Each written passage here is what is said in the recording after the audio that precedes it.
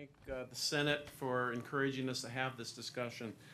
In particular, what Ray and I are looking at, we've had a number of discussions over the past couple of weeks, and we're going to really focus on what are some of the issues, and we heard some of the issues arise in the questions before, and probably one of the most positive things that we can take away from today is a wider set of issues. I do think it's important to say there's two aspects of this conversation. The first aspect is the switch to a trimester, and literally speaking, that is going to touch every policy we have on this campus. So it's a very important discussion, not the least of which is our faculty contracts, which many of us are very interested in. The growing summer, and Tim talked about that, it's a little bit different. You can view it somewhat of a short-run question. What do we need to do to grow summer enrollment? And there are a number of concerns that have already been expressed that started to come up in the last Senate minute meeting. Ray wrote a paper about that that's posted on the website that identifies some of those issues. And we'll talk a bit more about those as we go on. I guess the important, one of the things, our conversations typically end up talking about the academics of this. And what are some of the academic reasons we want to consider summer? Well, one of the reasons, we heard about a graduation rate today. There's a number of issues that come to that. We find it with non-traditional students. We find it with students who are doing co-ops or internships and are away. We find it with students who codo from one program to another. We also have students, for one reason or other, are repeating courses because they want to go to vet school and things like that. So we think if we have a more robust offering of courses in the summer, one of the results of that is our 4-year graduation and 6-year graduation rate should improve. The second thing that arises as a concern, and one of the reasons to grow our offerings during summer, there's a lot of issues around the idea of what we call bridge programs. And bridge programs are designed to bring high school students to the campus before fall semester. And often these are students who need a little bit extra help to help them be successful when they come to Purdue. All right, so it's a second area where Penn State is probably the gold standard today in the programs that they're delivering as bridge programs. They're doing this to almost over 1,100 students. Their graduation rates with these students is almost on par with the general population, if you would. So we think that's an area we need to look very carefully at. I will say bridge programs are very, very complicated, and you need to be very careful when you move into them. The next question that we have then is, and it's a concern that the faculty have raised, and it's laid out very well in Ray's paper. I've heard it from others on campus. How do you take a 16-week core? And in particular, the concern that the document in front of the Senate last month was proposing 2 6-week summer terms. And the concern is, how am I supposed to squeeze the 16 weeks into 6? And it's true for lab-based courses, standard-based courses, and then other programs raised issues. This could affect us from an accreditation issue. So these are the starting points that we had as raising concerns. That in the document that Ray and I laid out for you, we're leaving room in there. If you got issues, other concerns, and we have more. We're not done at our 7 minutes yet because Ray's going to point out some things. But please write them in, and we're going to give you our emails at the end of the hour because we want to get as many of these issues identified as we possibly can. Ray? Thanks, Frank. Frank and I have had some wonderful discussions, but the next topic is student learning concerns. Feasibility and effort in mastering and integrating a standard 16-week course in 6 weeks. What are our learning expectations then? Maybe there was a reason for a 16-week course, and now we're doing it in 6 weeks. Are there alternatives, for example?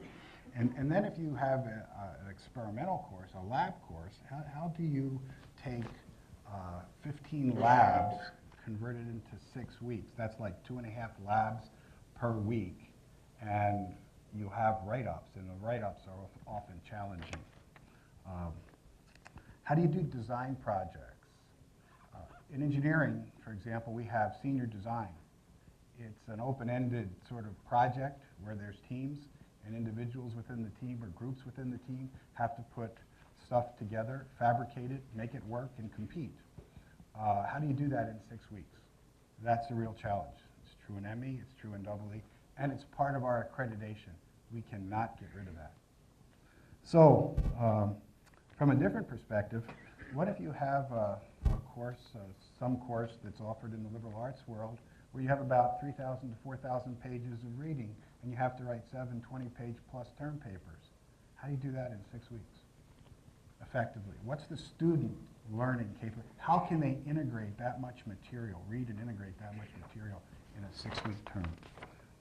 So perhaps there are questions that we as educators have to answer.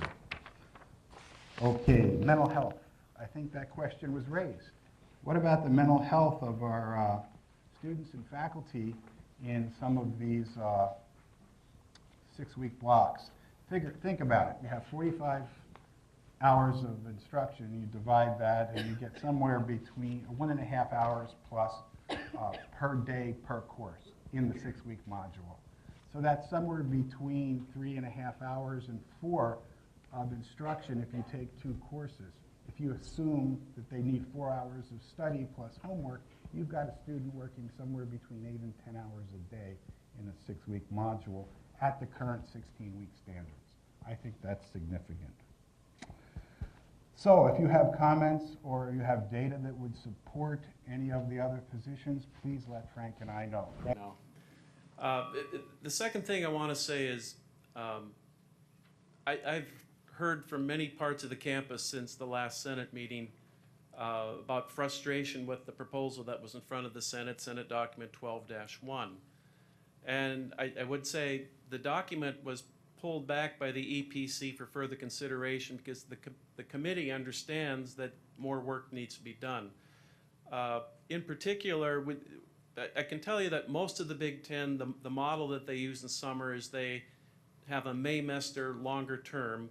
9 of the 12 institutions, that's the model they typically run. The Michigan schools tend to run 2 equal terms, but they're 7-week as opposed to 6-week. And this picture up here is what they do at our friends in Bloomington. This is the IU model, which has about the maximum amount of flexibility that is possible. They have 4-week terms, they have an 8-week term and a 4-week term, they have 6-week terms, they have 12-week terms, but you can pretty much find anything you want in this kind of a model. So, and I guess, once again, Ray and I would say your feedback on these alternatives is important as we try to move forward. The fiscal concerns have been raised. I mean, one of the big challenges in summer is the availability of financial aid. It's recognized in the budgeting process that Jim just showed us. There are many issues. I've had meetings with the Director of Financial Aid, Tim Malone, or Ted Malone, I'm sorry, and it is among the most complex things I've dealt with. Some programs have limits on how many semesters of funding a student can receive. Some programs have limits on how many terms you can be funded in a particular year. My counsel to us is we need to be very, very careful in the financial aid realm, and we do have a group looking at that, that's studying at this point in time. A number of these other issues that Ray and I have identified for us, I'll go through quickly because they've been identified in other places already. The questions have arisen, you know, what is the impact on me as a faculty in the term? So we heard those earlier. There's questions on compensation that we've heard.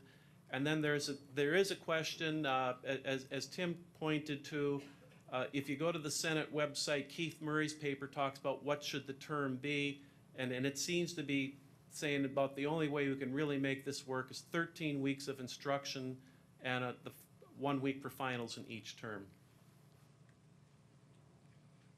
So that brings us to research support issues, which again has come up already. NSF does not support academic year salaries, so one has to be very careful about how one defines the contractual issues. There's also recruiting and retention in terms of recruiting young faculty who have an opportunity to go to Stanford or Duke or Michigan, and they're on a semester system. What is going to be the carrot to come here if we have a trimester system and they're, for example, feel obligated to be here 12 months of the year? That's a concern. What about the retention of some of our other faculty? You have a faculty member who's recruited by MIT or Princeton. Will they stay here or Illinois on a semester system. So we have to carefully consider those issues as we move forward. And should we move forward? Of course. We have to investigate this issue just like we would any other research issue. So, but there are issues to take up. So without the summers, though, for example, a lot of my colleagues have spoken, this is where we generate our ideas. This is where we meet our graduate students more often. This is where we get ideas for our proposals and actually write the proposals most of the time. Book writing is done in the summer. Course note preparation for the fall is often done for the summer, and we often get some mental regeneration. The weather between October and March is just so beautiful here. At the summers are the times when we actually do recover from the weather. Then there's the concern over a manufacturing unit approach to higher education. The people in this room who are educators and administrators too, who were professors or still are professors, it's not the information that's important, but it's how we view the information and how we tell the students it's integrated. That's what we contribute, essentially. And that's important. And how do you do that in 6 weeks? I don't know. But we need to talk about it. So Frank and I have talked about it. We proposed this process. There are different sectors with respect to the trimester program, sort of like if you go to Morningstar, they have different sectors for your mutual funds, large cap, small cap value, et cetera, et cetera. Can we break this up into sectors? Have a diverse group of people, faculty, administration, staff, students, talk about each of these sectors, but there's a constraint. The constraint is that they communicate with each other on a regular basis so that they're not at cross purposes. So at the end of the exercise, we actually have something that sort of most people are on board. And that would be a set of committees that we would participate in, reports to Senates, to the upper administration, to the deans, to the department heads, so that everybody knows what's going on. It's well known that collaboration in a negotiation brings out better results so that we can have win-wins. And I think that ends our presentation. If I could follow up on the question before, Dr. Ross. A concern came up from a faculty member in my department that if we do have faculty rotating and choosing which of 2 semesters they may be teaching and taking 1 semester off, as opposed to the bulk of the faculty teaching in the spring and the fall and taking the summer off. We know that not everybody is present in the spring and the fall, but the bulk of us are. That can change dramatically the dynamics of the faculty in terms of making decisions about in faculty meetings, attending seminars, just being a group and participating in everything that the faculty participates in. In other words, you can dilute the faculty by 1/3 in any given semester. And that would have a big impact on the way the faculty operates. And that's just one of the unintended consequences. The other one that, just as you brought up, that the faculty being the highest cost of any given class is whether there is going to, if you turn to summer teaching, if there's going to be any tendency to allow the hiring of instructors who are not of faculty rank to teach summer sessions, and to there are many faculty who are appointed who have 9-month academic appointments. How are you going to handle the transition to 12-month appointments? And are you really going to extend their salary to be 12-month appointments if we're going to insist on a 12-month presence on campus? So have those things been thought through in thinking about the No, trimester none of plan? those issues have been addressed yet by you or by the administration. Of course, you're going to hear in a few minutes some discussion about modeling that's been done and some assumptions made in that modeling. But other than that, there's been no decision about how we would handle those issues. Although everything you mentioned has been discussed, it's not we're not in a position yet to make any decisions. Can I just make a suggestion that if you have a question related to trimesters, just hold it, because those are the questions we want asked in our discussion, and that's when we'll have some interaction. So I'm not trying to prevent you asking questions on the trimester, but I'm suggesting that that's the purpose of this meeting after the question time. That's what we're going to get into. We're going to have presentations, 3 presentations that will identify some of these issues. Perhaps I didn't make that clear, and I apologise for that. Are there any other questions for the President? Other questions? At the very back. In reviewing the materials prepared for today, I did 2 sort of practical questions about the trimester system that I wondered what you might say about them. Might be problems, I was thinking. One is that under the current system, we have 2 semesters that we have to be here, and then the summer semester, people are gone. And it sounds like under the new arrangement, you'd be here for 3 semesters, and you could pick which of those semesters you would be here, and you could pick a different semester. At least that's the way I've heard some people talking about it. But in the materials that I read, it said that you have to be in residence all year round.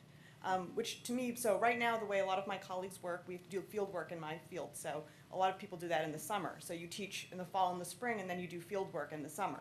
So it would be fine, or even better for some people, to move that field work to the spring or the fall. But if the requirement is that you're in residence all year round, then that eliminates that summer semester for field work, and also means you can't go in the fall or the spring. That was one concern. The other one is more prosaic, which the idea of spreading salary over the whole year. Right now, when you're applying for external funding, we have this progress of doing summer nights or summer salary sometimes in grants. And I wondered, this may just be the kind of detail that you just work out when this happens, but I wondered how it would work out to spread that money through the year, when often, when we were audited by the NSF a few years ago, they were quite adamant that we weren't doing other things when we were on NSF money. And so I just kind of wonder how it's going to work to spread that money throughout the year that people are currently getting. So it seems like it will affect time and also salary of faculty. I got worried about that. Actually, on both of those points, you're referencing questions that have not been really addressed yet. And part of the reason for having the forum today, or the discussion today, is to expose some of those issues. So both points that you mentioned, I think, will come up today as items for consideration by the Senate over the next couple of years. Both very good points. There's certainly been no decision made on any of those points. Microphone is open for discussion. And over here. Please announce your name when you ask your question, because it's being recorded, and like to make sure we know. Absolutely. Christopher Kulesha, President of the Purdue Graduate Student Government. I've been hearing a lot of discussion about particularly the undergraduate population, not so much about the graduate student population. And one of the things that I'm very concerned about, class scheduling for graduate seminars. If a few departments across this campus do have difficulty in being able to offer courses, and enough courses, during the 2 semesters that we have now, and now if faculty are being stretched across to the summer semesters, what is that going to do to the graduate seminar schedule? Sometimes it's very difficult for us to even be able to find classes for us to take in order for us to get our degrees. Also, what's going to happen to TA-ships, research assistantships, and also those who are, say, for instance, like on Ross Fellowships. Right now, with the instructional time, at least for those, say, for instance, on Ross Fellowships, what occurs is they will do TA-ships for fall and spring, and because of the pay difference, there's a little bit extra than what individuals would make for TA-ships during the year. They would pick up an extra amount of teaching over the summer. Problem is, now they would be teaching more than they are currently required to now. And then also, what exactly I'm just kind of curious, what kind of consideration has gone into graduate student education because of, like I said, it keeps sounding like the focus really is on undergraduates and not graduate students. Before Tim answers the question, I just want to make it clear that what we just heard is an excellent example of questions that we need to address. And so we may not give you the answers, but we've got the question, and that's just as important as the discussion. So sorry, Tim. I was going to say exactly the same thing. I don't think there has been extensive consideration. But there are some buried assumptions in your questions that I think actually are even more fundamental. Like, are we really anticipating more effort in an integrated sense over 12 months from anybody? That wasn't part of the original discussion. So that's an assumption. Are we assuming that all units will be required to go to 3 trimesters as opposed to 2? That's also an assumption, and we don't have answers yet on any of those. I would venture to say that some professional programs, for example, may not be able to change to a full year calendar. Do any of the people who presented want to have a go at any of those, or we just leave it as a question that has to be addressed? Okay, good. My name's Ebony Barrett Kennedy, and I just wanted to kind of follow up on that because I've heard a couple of different things. In one instance, I've heard some folks discuss the need to hire more staff if we move to this type of system. So, I mean, that would make me assume that there's not a stretch of staff in this situation.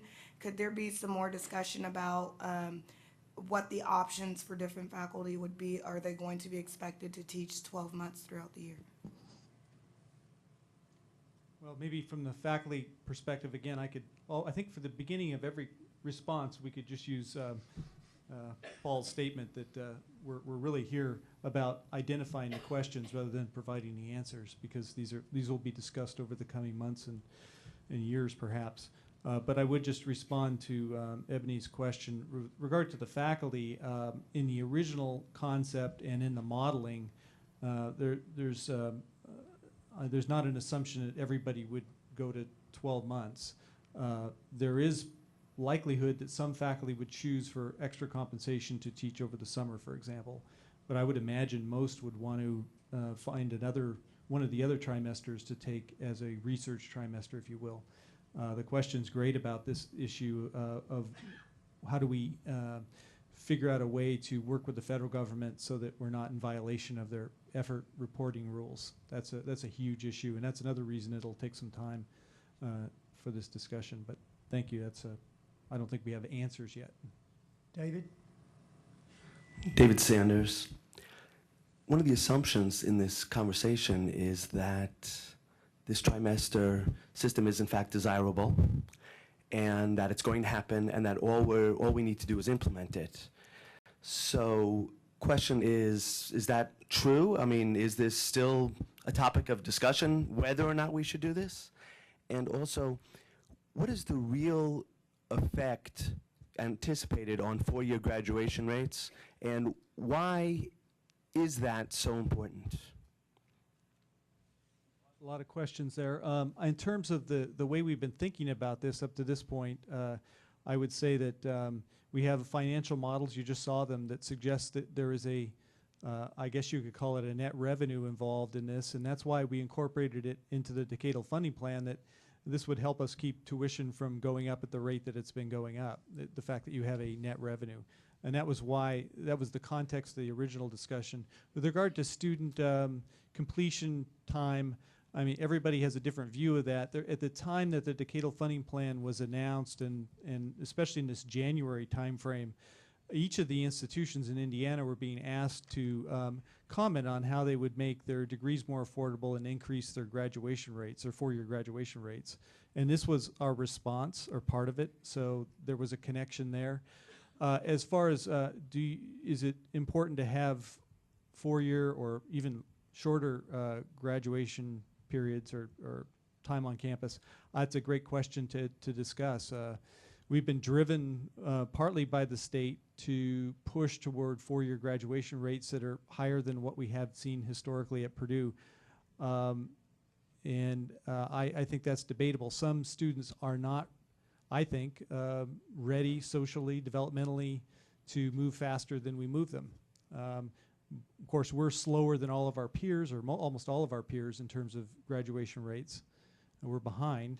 But could you go in 3 years? That's a question that was posed to us by our governor. Can we increase 3-year graduation rates? Well, I mean, obviously some students, I think everybody would agree, are not going to benefit from that.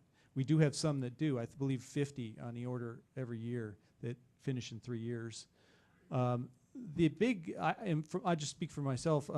I think the advantage of having more flexibility over the summer is that the students have more control over when they graduate.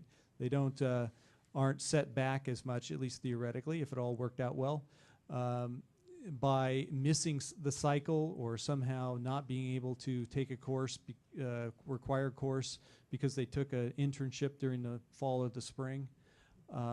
That's really where I think the advantage is in flexibility. Behind David. 叶文义 from Industrial Engineering. I actually have two set of questions. One is we realize if we start offering more summer courses or the balanced trimester, some of the required courses you're supposed to offer for all semesters. So right now we offer spring and fall, but now if you have 3 semesters, you're supposed to offer all 3. So that means on average, your class size is going to be smaller. So on average, you actually have higher costs for each credit hours in terms of teaching, because you may have, say, 100 students for each semester for 2 semesters, but now you have to offer 3 times a year, and you will have average maybe 60 students for each semester, but 3 times a year. So I'm not sure the cost actually would bring down, because it's required class that every semester that you have to offer it, and then the student have to take it. And right now we just have a bigger lecture room. Now you can have a smaller lecture room, but you offer 3 times a year. So I'm not sure that cost is justified in terms of reducing the really save us money. The other things I'm more concerned is there are a lot of very critical committee meetings. One of the things related to the promotion and tenure process. How do we ensure that the process is still going to be continued in the semester, that people actually can participate? And if you allow the faculty to select whatever the 2 semesters they can be on campus. And I'm just afraid it's going to get to a point that we're all required to be here for all 3 semesters, because some of the committee meeting we require to attend is mandatory. And that, one of this meeting also will be one of the concern. Are we going to have 12-month Senate meeting all year long?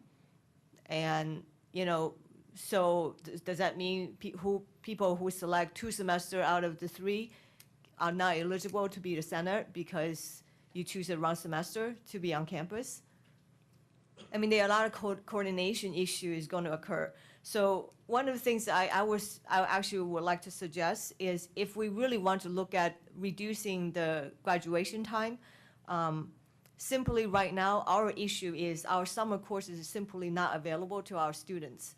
So we don't have enough selection for the students to pick summer classes. I think that goes to undergrad and graduate students. And so if that's what the concern is, we could choose to have the 13 weeks or with 1 week of final for spring, summer, and fall, but still keeping the same semester structure, but just make the same equal amount, but then encourage offer more summer courses. And in terms of the rest of the infrastructure, in terms of faculty duty, that's still going to be fall and spring, and the summer we're just going to have more teaching available. And that way, I think we are not disrupting the whole system to them. At least it would be minimum changes. That's just another thought to put into the pot. No, it's a good point. As far as the first part of your question, I think the I haven't heard of any such requirement being discussed, so that's something I think is really going to be up to the faculty. I think I can't imagine that we would have such a requirement, at least early on. I think it would take time to evolve that, and it'd probably be a local decision. Joe, Russ? Yeah, so I've been talking to some students over the past week or so about, my name is Joe Rust, president of Purdue Student Government. And so I just have a few comments, concerns, and then finally a kind of a question. A concern that's been brought up a few times is something that we've already discussed a little bit, but just to know that students are concerned about their financial aid. Will it still apply during the summer semester? Also, some good comments. They like the idea that it'll help them graduate on time, especially with students who are taking double majors, so that'll help them with their double majors and the load that they have. One student commented that this could be a good opportunity if we want to make this flexible for the summer semester to be focused on just gen eds, to kind of make it more generic. That way we're not bringing everything in, because I know some colleges it'll be extremely difficult with labs and those details. One student brought up the concern about construction on campus, how construction opportunities really are there in the summer because there's less traffic, less students. They're concerned that with this trimester program, construction will then be spread across the entire year, and that'll be inconvenient for students.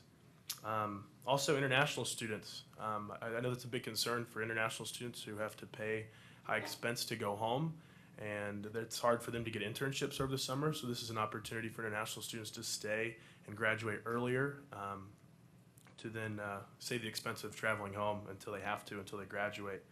And then finally, the question that I have is that a lot of students really want this to remain flexible, so they kind of can keep the traditional system if they want, whether they want to do an internship or a study abroad or even co-ops.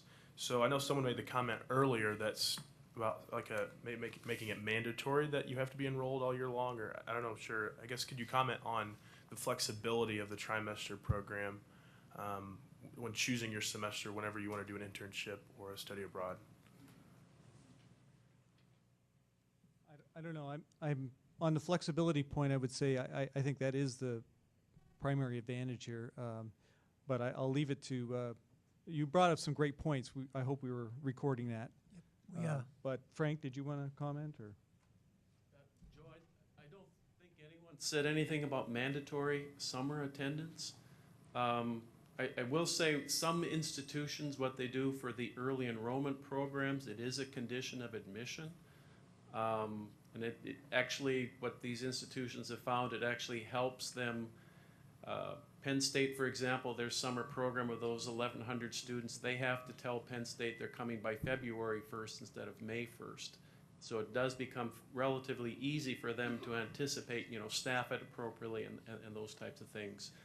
I've heard a lot, and then there's a second thing about simply growing summer, and I've met with all the colleges, and the emphasis that we're trying to give to the colleges is I don't think we've been very deliberate in thinking about what we do with our summer teaching, right? I think it's just kind of happened, and some places are better than others, some departments are better than others. But I think is one of the things that's arising of this is we're stepping back and thinking, so what are the courses that need to be offered in summer to help students make progress towards degree?